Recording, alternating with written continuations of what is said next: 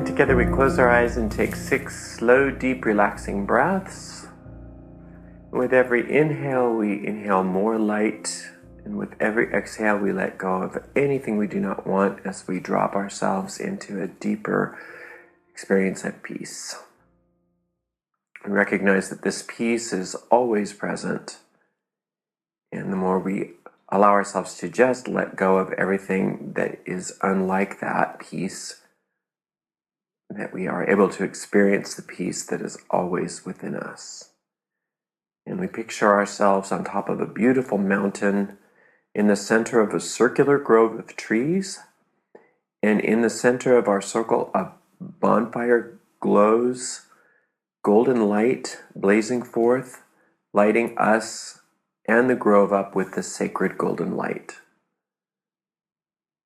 And we recognize and dedicate this fire as we feel its warmth and light, recognizing that it is the light of perfect love and perfect trust. And it burns away everything unlike itself gently. And we dedicate this space and our experience with one another to our Father and Mother. And we're very grateful for spending this time together. Together we say, blessed be. Blessed be. I was listening to some scientists talking about fragrance. And they were talking about how, our bodies, our senses are there to interpret vibrations.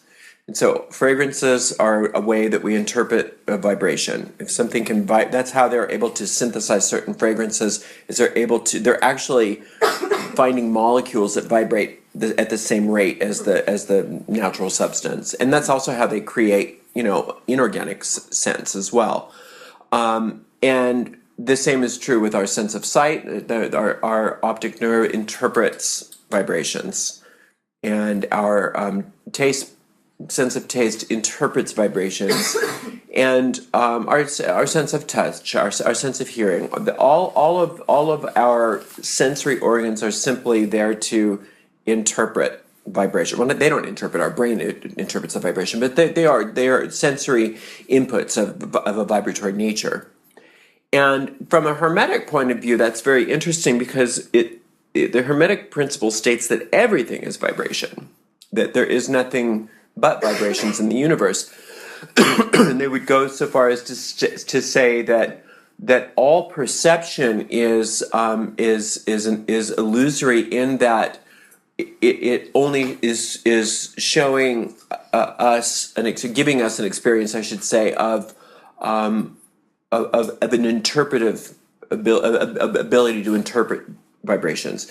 So I remember when I was, how kids are extremely profound in their thought structures, and I was no different than any other child in that regard, because I used to ask, how they do. They asked the parental figures. I think it was my grandma at the time. I said, "Grandma, now if I'm seeing blue, could it be that somebody else sees it as red, but since we both call it blue, that even though they see it as red and I see it as blue, that they don't even know that I'm seeing a different color than they are, but we call it the same color because we both see this?" And she's like, "I don't know." I don't know. I don't care. I have to get dinner ready. Yeah, so the Brady Bunch is on. But I think that's something that's an interesting thing to ponder as adults, and especially in the craft and from a magical point of view, is that our bodies are instruments of perception, and the interpreting of that perception happens mentally. That's the principle of mentalism that is discussed in the Hermetics, and that on one hand it's perceptual. But on the other hand, it's also creative, and that's a type of polarity, perception versus creation. They're both the same. They're both the same thing, but there's two poles. There's two poles of the same battery, if you will. On one hand, it's creative, and on the other hand, it's perceptive. It's a perception. So you can. It's sort of like when I did the tarot class. It's like, well, you can use the tarot as a means to divine, and that's like that's using the phone as a receiver. But if you use it as magic, you're using the phone as the transmitter. And you can do both. And most people only know of tarot operations either as meditative tools or as divinatory tools, but they don't think about the fact that they can actually be, magical tools as well. So from a perception, given what we just discussed, that what we are is vibrations, what everything is vibrations, and we as sentient beings have perceptions of vibrations, and that is what we call real, right? And so, but we know that my sense of sight is limited. We know that my sense of hearing is limited. Even the best people, there's limited. There's limitations to what I can experience. I can't experience all the different. I can't hear all of the waves, the sound waves. I can't see all of the waves. There's gamma rays and there's X-rays that you can't see that doesn't mean they're not real, right? If you're driving on a road, like on a flat road in the Midwest, if you were going to believe what your eyes tell you, what you're going to believe is that the road gets smaller and smaller and smaller and disappears. Or when somebody goes down that road, they get smaller and smaller and they actually disappear. So if you believe that, that's why people thought the world was flat, because that was what their eyes told them. You're going to drop off. They see it happen all the time. When somebody goes far enough, they disappear. So when somebody is hardcore atheist,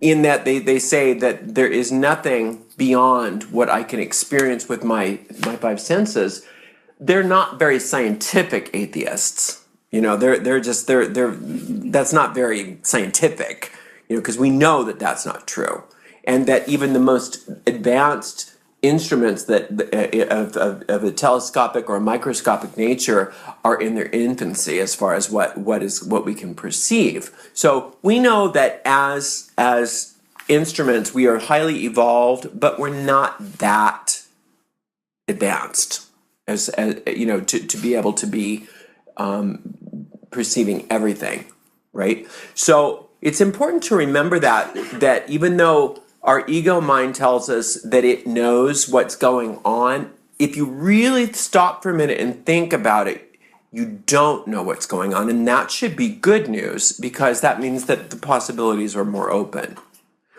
And on a perception level, we all have an agreed perception, like we said with the colors. You might see red, I might see blue, but we both call it the same thing, so we have an agreement. But I have no idea what you perceive. You have no idea what I perceive. All we know is our perception of what we believe your perception is. And we have a shared hallucination almost in this world, which works fine. And that's how we have relationships, and it's a wonderful thing. But if we are able to see it for what it is, then we get more ability to A, understand it on one hand, and B, change it on the other pole. So magic is that balancing act between perception and creation, right? So when we get really ego-driven about our problems, we get locked into a perception as to this will never work, or this can never change. I'm stuck, right? And there's no way out of this, right? Because it seems so real, just like that table seems really real. But if I looked at it from a different tool of perception, I could see that it has nothing to do with glass, or it has nothing to do with wood. It's actually a bunch of vibratory molecules. I'd say even beyond molecules. It's just waves of vibration. So if somebody was talking about, there's no way I'm ever going to get out of debt. And I said, well, I know people that were in much more dire straits than you, and that had much fewer resources than you did, and they were able to overcome it. So why are you more special than they are? Just because it seems that way doesn't mean that you have to agree that it's that way, because that's when you go to the other pole where you're creative, it becomes a vicious cycle. Whereas you perceive something to be something, and you believe that it's that way, and then you create it to be that way so that it becomes more concrete because you feel safer that way. Right. Because if you all of a sudden got your bills paid, on one level it would freak you out. Or if you got a healing, it would freak you out. If people think that, oh, all I want is this, all I want is that, all I want is this, and I'm thinking, if you really got that too quickly and inorganically, it would bring up way too much fear for you. You would not be a happy camper. You wouldn't be able to. You would probably feel like you couldn't trust the experience because, oh my God, I'm getting what I want. No. Something has to go wrong, and we automatically. Well, but I agree with that. But I think part of the reason why that's true is because it would threaten our sense of reality. But it's always been this way. So that's why when a major breakthrough happens, it seems to send shockwaves through a society that takes a long time for people to catch up and kind of integrate it before the next breakthrough and the next breakthrough. Even very positive breakthroughs. Penicillin. That was a huge breakthrough, but that took a lot of getting used to. That I really don't have to die. That took a lot of getting used to. In the Industrial Revolution and the iPhone, and there's a lot of things that have come into our experience that it takes some time to integrate. So anyway, I don't want to get off on that tangent, but so the reason why I'm talking about all this is that yes, the iPhone. Oh yeah, you see what I mean? Yeah. So when we're talking about magic and creating things and solving problems and growing spiritually and all of that, what we're really talking about is that we are looking for specific vibrations. We're looking for specific vibrations. We want a certain amount of money. Well, that certain amount of money is not about cash. It's that certain amount of money is an energy. That certain amount of money or income is a vibration, because people that vibrate at that level of income seem to, no matter what happens to their cash flow, it seems to always kind of rise back up to that, because that's their vibration. So health, relationships, any of that stuff, peace of mind, whatever it is, whatever you're looking for, what you're seeking for is not the thing. Because remember, that thing is actually a way that your system interprets vibration, but you're seeking for the vibration itself. And what happens is when we hear things like that, especially when that's a big kind of I don't talk about vibrations that much because it's so discussed in this law of attraction world, and they get it so in a different way than I understand it, and I just don't want to be conflated with that too much. Sometimes they get it right, but I'm not always on the same page as a lot of those people. Not that they're wrong, but I don't see things the way that a lot of those guys do. But think in terms of, like we said, the fragrances. The rose is vibrating at a specific rate. And that fragrance is one of the ways that you interpret what the rose's vibration is. The form and color is another way that you interpret the vibration of the rose. The feeling, of that thorn is another way that you interpret the vibration of the rose, which always cracks me up when people say, rose is Venus. I'm like, well, I can see that. But rose, a lot of times, is red, and a lot of times it stings you. I think rose is very Mars. Or maybe a nice blend of the two. But that's another topic. So my point of view with magic is that it should be as simple as possible, but not any simpler than it needs to be. And things get way too complicated. People want to complicate things so much. But if you think about what you want and you think of it in terms of vibration, it gives you another way of looking at it.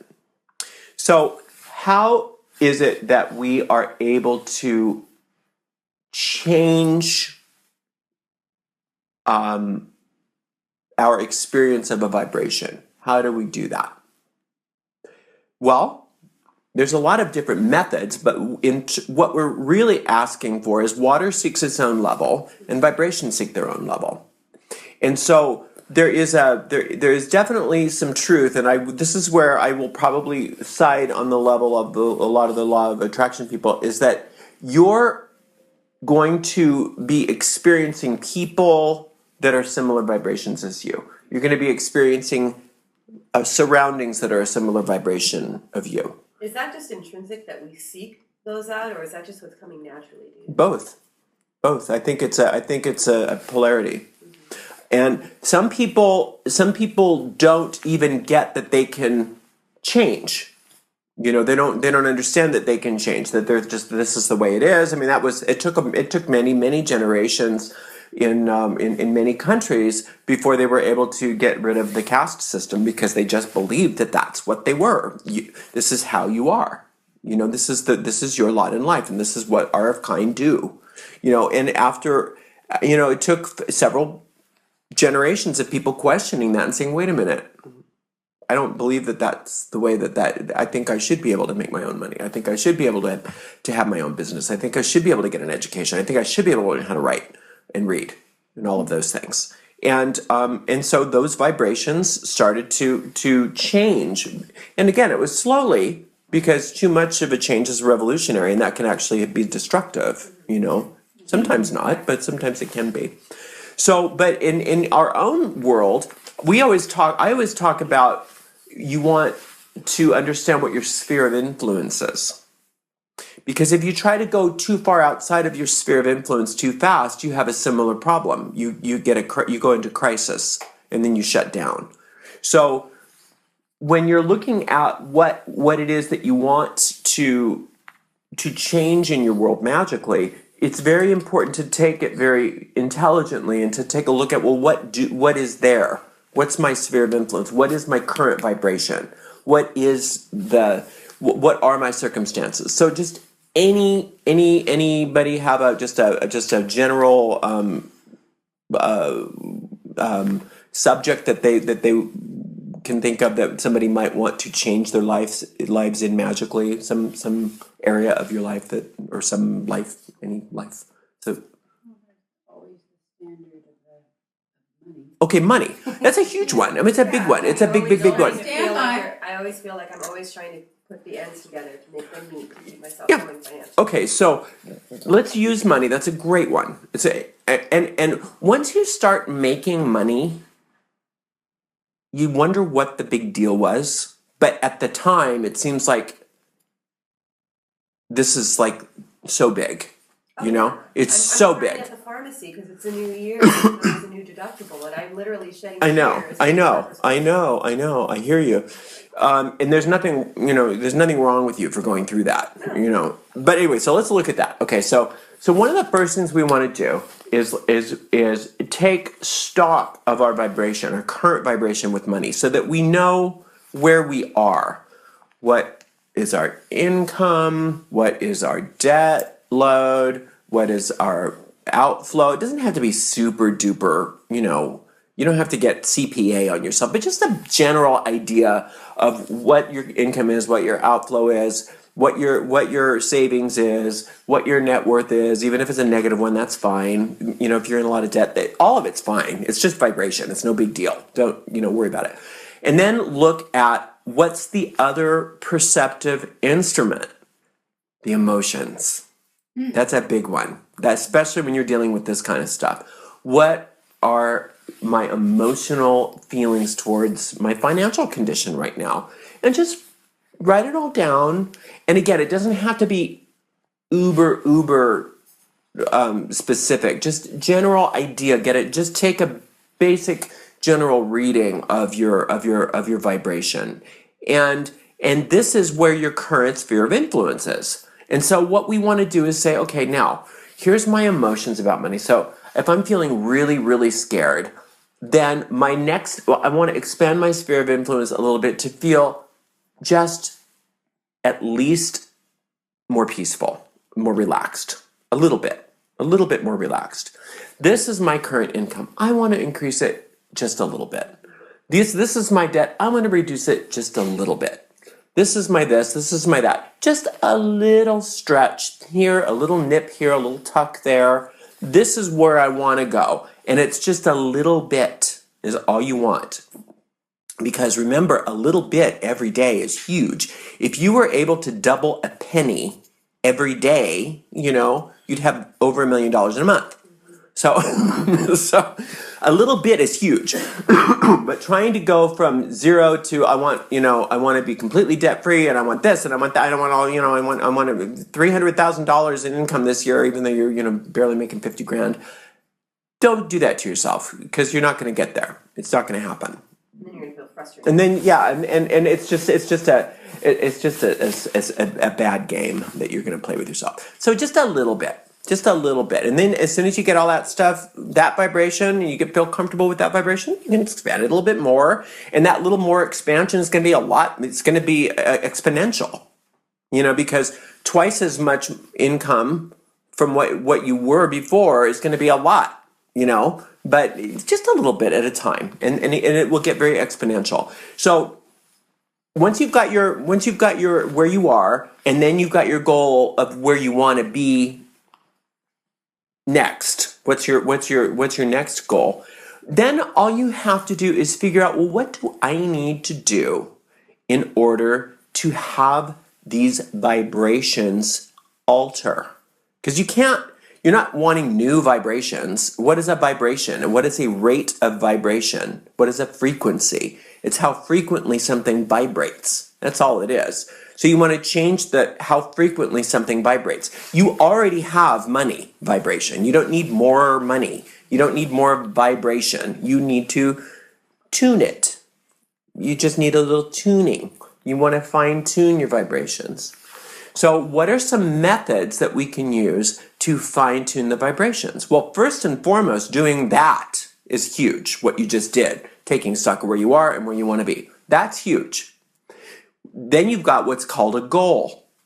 And that goal is every bit as sacred as wanting to help poor people or wanting to feed the hungry.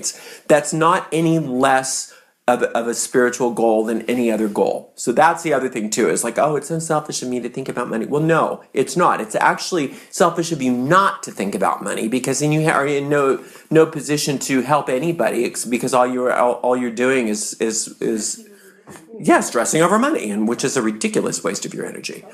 So, okay, so then you've got your goal. So that's right there. You've already started. So there's many different things you can do. You can actually do a spell, which I talk about all the time, different methods of doing that. You can do color magic, you can do incense, you can do visualizations, you can draw pictures, anything you want to do in order to get that working. But remember that it's just a tool, because your goal is to change the vibration to what you're wanting. What you could do, and people will just hear this and go, oh, well, that will never work because that's just too easy. What you could do, which is so easy that people won't try it, but if they did try it and they realized how incredible this works, and it's like, why wouldn't you want to just twitch your nose, you know what I mean, instead of going through the rigmarole of all that other stuff with the candles and the incense? Not that stuff isn't fun. I love doing it too. But who wouldn't want to just twitch their nose or snap their fingers? Well, you can have your own version of snapping your fingers just by telling yourself, I am now at one with the specific rate of vibration which brings my regular financial income to blah, blah, blah, blah, blah, right now. That's a good tool. I will. It's a very good tool. I am at one with the specific rate of vibration, which brings, and then in this case, my regular financial income, or whatever your goal is, to whatever the dollar amount is, right now. Right now. And you do that first thing in the morning. You do it as you're going to bed at night, as you're falling asleep. You just repeat it over and over so that it's a little lullaby that you're falling asleep to. Anytime you get stressed about money, you say, "Oh, except for I am at one with the specific rate of vibration, which brings my regular financial income to." So, right now, and maybe it'll happen immediately, but maybe not. Maybe when you go to the gym, you'll get huge biceps the first time you do it, but maybe not. Maybe not. But maybe if you did that every day and your goal wasn't too far away from your sphere of influence, you would notice a shift pretty rapidly. In which case, the next time you would say, "I am at one with a specific rate of vibration, which brings my regular financial income to blah, blah, blah, blah, blah." And then you could raise it, until you don't need that incantation anymore, because it's just your rate of vibration, or whatever your goal is. Your body, your physical body, like when I had bronchitis, usually when you have bronchitis, you cough for several months. I'm like, I'm not doing that. I am at one with a specific rate of vibration, which brings my physical body to optimal health right now. And I was done with the cough, other than occasionally, it's just clearing up, but I didn't have that hacking cough for 2 months. I had it for a week. I was okay with that. I was cool with that. I mean, I'm not like walking on water and stuff. I mean, I'm just a human being, but that was a great tool for me to just go, okay, you can either be sick or you can do something about it.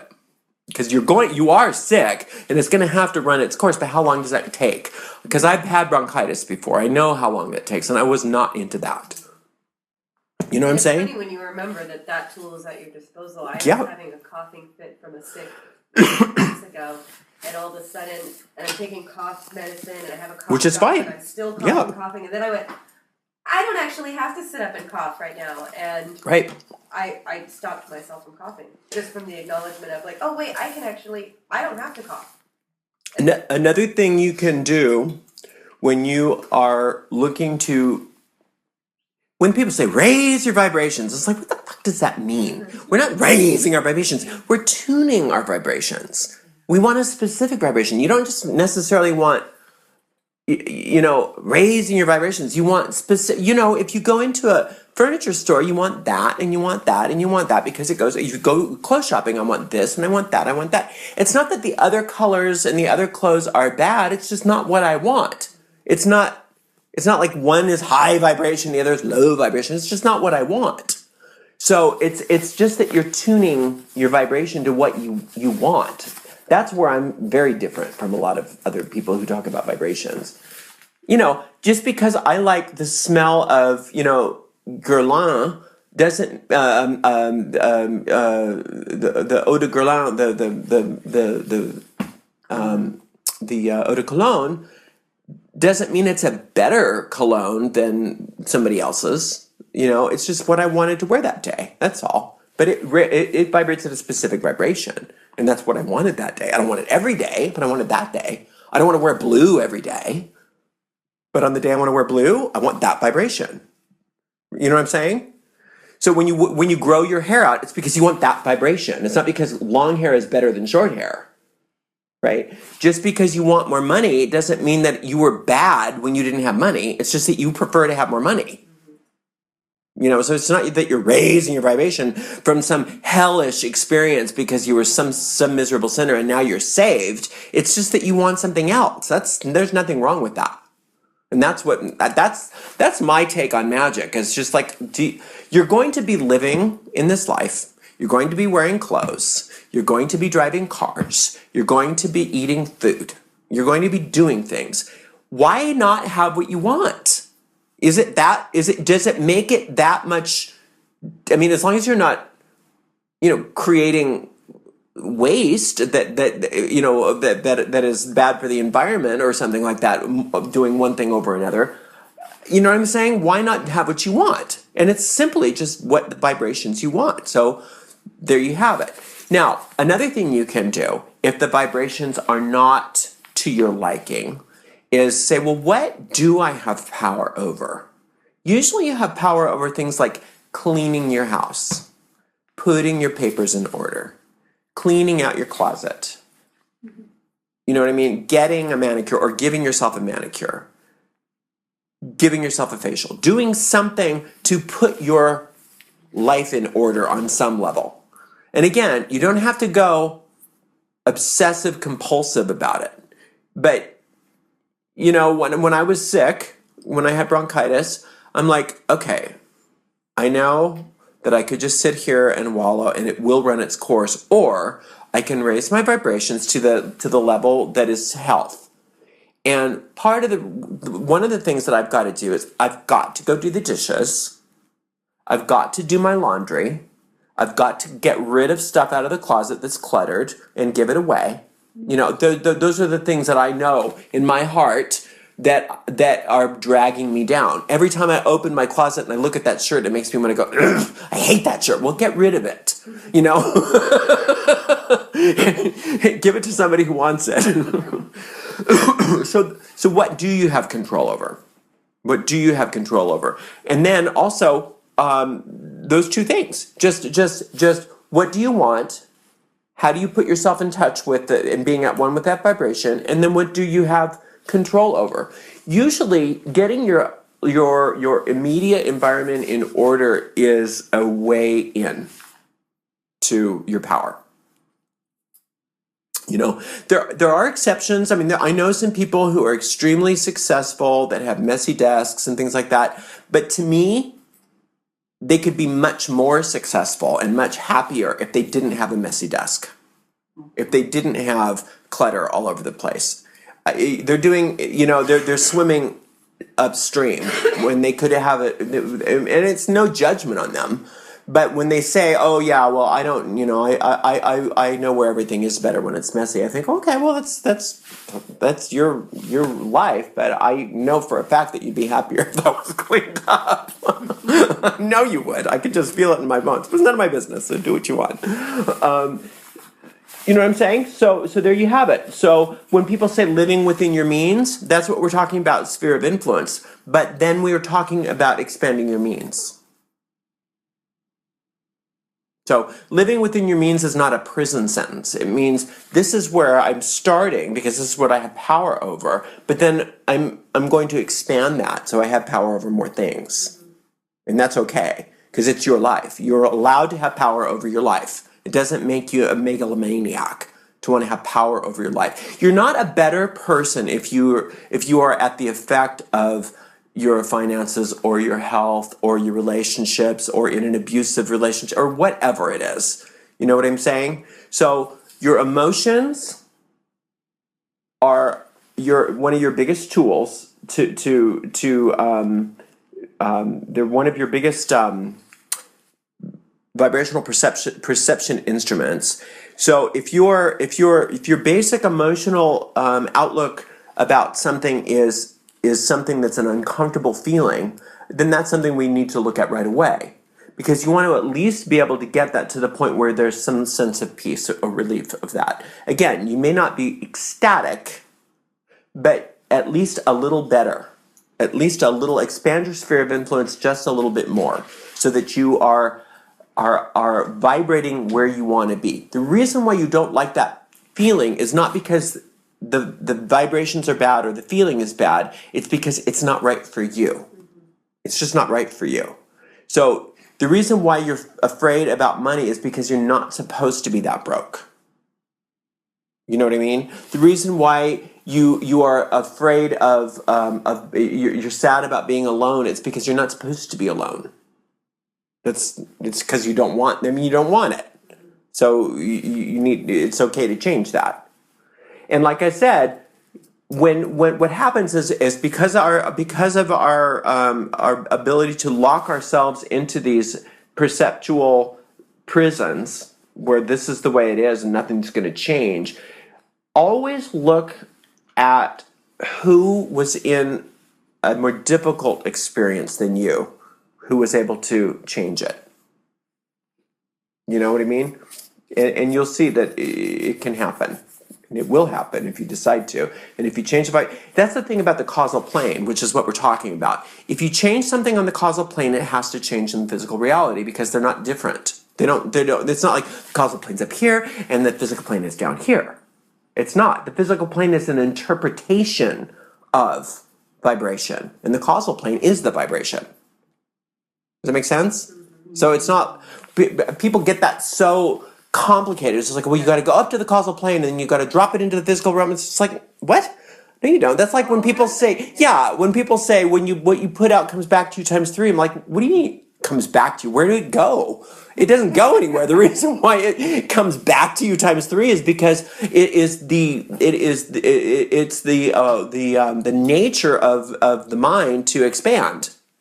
So when you hate somebody, by the time it starts to be part of your perceptual experience in the physical world, it has expanded because you've been sitting in hatred all that time.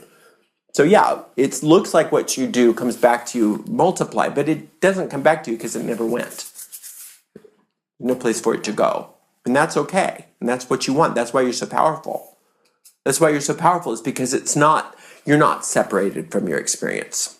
You are the cause of your experience. And again, that's not to say that it's somebody's fault that they have cancer, or that it was the baby who created the experience when they were born without a limb, or any of that stuff. That's not what we're talking about. What we're talking about is how we perceive our world at this moment. And we have the ability to change that perception, and we have the ability to change that vibration. That's all. That's all that means. We don't understand. We don't understand what anything means. And that's okay to know. I don't know why babies are born deformed. I mean, people have all kinds of philosophies, but I have no idea. I have no idea why she got the cancer.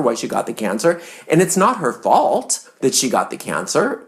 I mean, maybe it is. I don't know. Maybe it is. I don't know. All I know is that it doesn't do her any good or me any good to sit and talk about why'd you create that reality for yourself. What it does do good is, how can I help you? You know, how can I not judge you for being sick or whatever? I mean, I don't know why.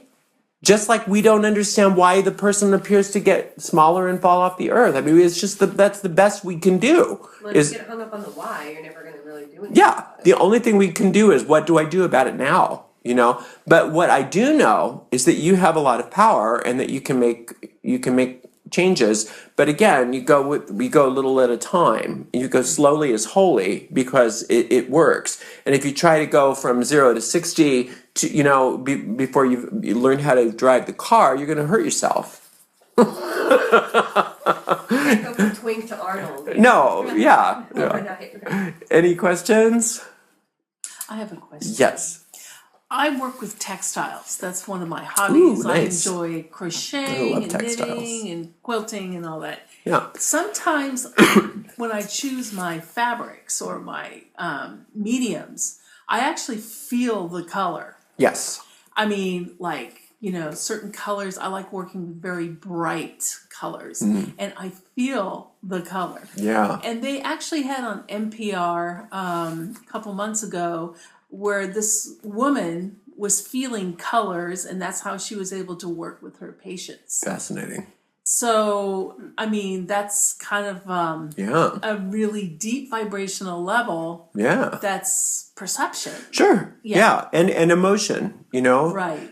Our emotional bodies are perceptual instruments. And I think that in some ways they're more accurate than our physical senses.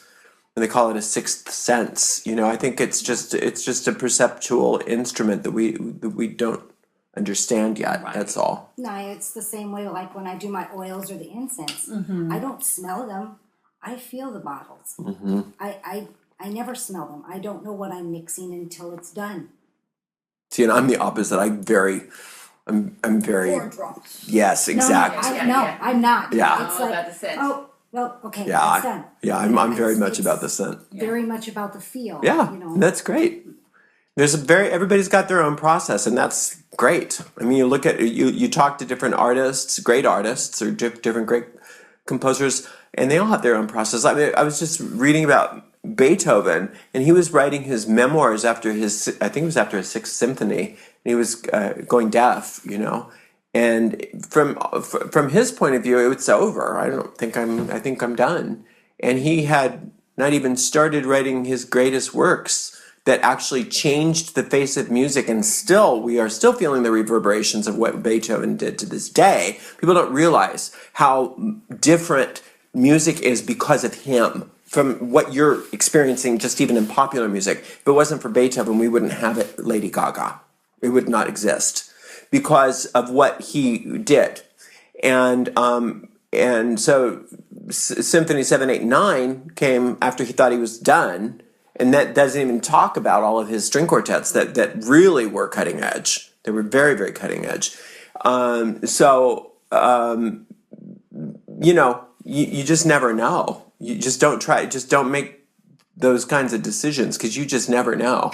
Yeah, you could have gotten stuck there very easily. Yeah, but this is his point of view. It was interesting from his point of view because he understood that he was great. But not I never got that it was an ego thing for him. He just realized that he was here he had a mission. He knew that he was here to do what he had to do. And I think he was in, I don't remember what town he was in. It was probably Vienna. And he was with I don't remember, some other composer, and Napoleon came by in a cafe or something like that. And Napoleon was already the emperor at that point. And Beethoven the other guy bowed down to Napoleon and Beethoven wouldn't. And somebody said, and I think it was Napoleon asked him, why aren't you bowing? He said, because political leaders will come and go, but there will never be another Beethoven. And Napoleon knew. He was like, well, you got me there. Anyway, anything else? That was wonderful. All right, well, thank you so much. Let's do a quick meditation to end.